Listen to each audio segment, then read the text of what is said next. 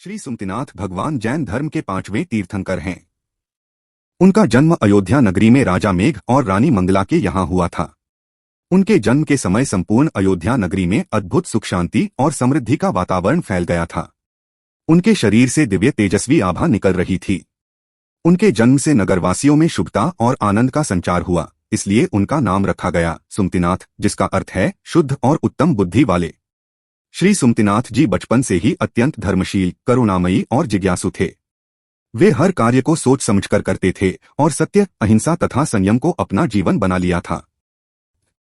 जब वे बड़े हुए तो राजगद्दी संभाली। उन्होंने धर्मपूर्वक, न्यायपूर्वक और करुणापूर्वक राज्य का संचालन किया। प्रजा उनके शासन में सुखी और संतुष्ट थी।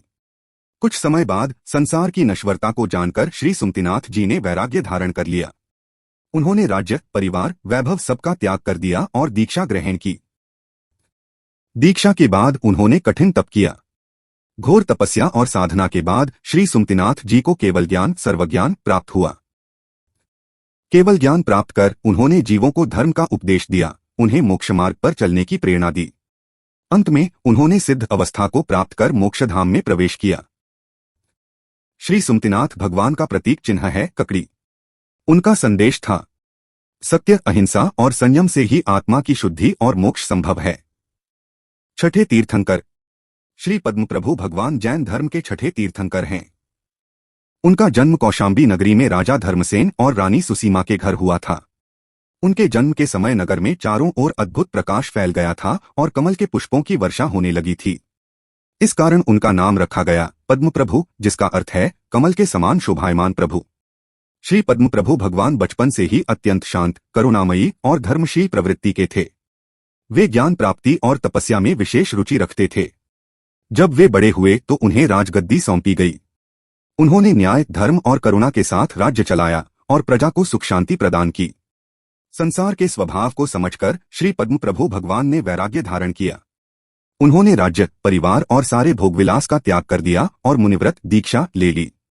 दीक्षा के बाद उन्होंने कठोर तपस्या की। घोर साधना और तप के बल पर उन्होंने केवल ज्ञान, ओमनिसियंस प्राप्त किया।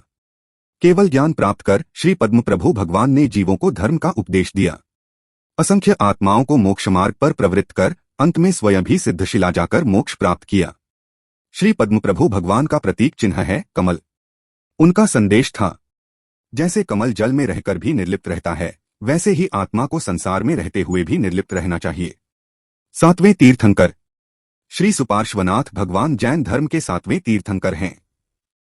उनका जन्म वाराणसी, काशी में राजा प्रसन्नसेन और रानी प्रभावती के घर हुआ था। उनके जन्म से पूरी काशी नगरी में आनंद और सुख शांति का माहौल फैल गया। उनके शरीर से दिव्य प्रकाश निकल रहा था और चारों दिशाओं में प्रसन्नता छा गई थी। इसीलिए उनका नाम रखा गया सुपार्श्वनाथ, जिसका अर्थ है सर्वश्रेष्ठ शुभ संकेत देने वाले। श्री सुपार्श्वनाथ भगवान बचपन से ही धर्मशील, करुणावान और गंभीर स्वभाव के थे। वे सदा ध्यान, तपस्या और ज्ञानार्जन में रुचि रखते थे। युवावस्था में उन्हें राजगद्दी पर बिठाया गया। उन्होंने न्याय, धर्म और करुणा के साथ राज्य का संचालन किया। उनके शासनकाल में प्रजा अत्यंत सुखी और समृद्ध थी। कुछ समय बाद संसार की क्षणभंगुरता को समझकर उन्होंने वैराग्य धारण कर लिया। राज्य, परिवार और समस्त वैभव का त्याग कर उन्होंने दीक्षा ली और मुनि व्रत धारण किया। तपस्या और केवल ज्ञान। दीक्षा के बाद उन्होंने कठोर तपस्या की। उनकी घोर साधना से अंततः उन्हें केवल ज्ञान, ओमनिसियंस प्राप्त हुआ। केवल ज्ञान प्राप्त कर उन्होंने असंख्य जीवों को धर्मोपदेश दिया। जीवों को मोक्ष मार्ग पर अग्रसर कर स्वयं भी अंत में सिद्ध अवस्था प्राप्त कर मोक्षधाम को प्राप्त हुए। श्री सुपार्श्वनाथ भगवान का प्रतीक चिन्ह है स्वस्तिक, स्वास्तिका। उनका संदेश था, सच्चा धर्म, सच्चा संयम और सत्य साधना से ही आत्मा की मुक्ति संभव है। आठवें तीर्थंकर श्री चंद्र प्रभु भगवान जैन धर्म के आठवें तीर्थंकर हैं। उनका जन्म चंपापुरी नगरी, वर्तमान बिहार क्षेत्र में राजा महाश्रेनिक और रानी लक्ष्मणा के घर हुआ था।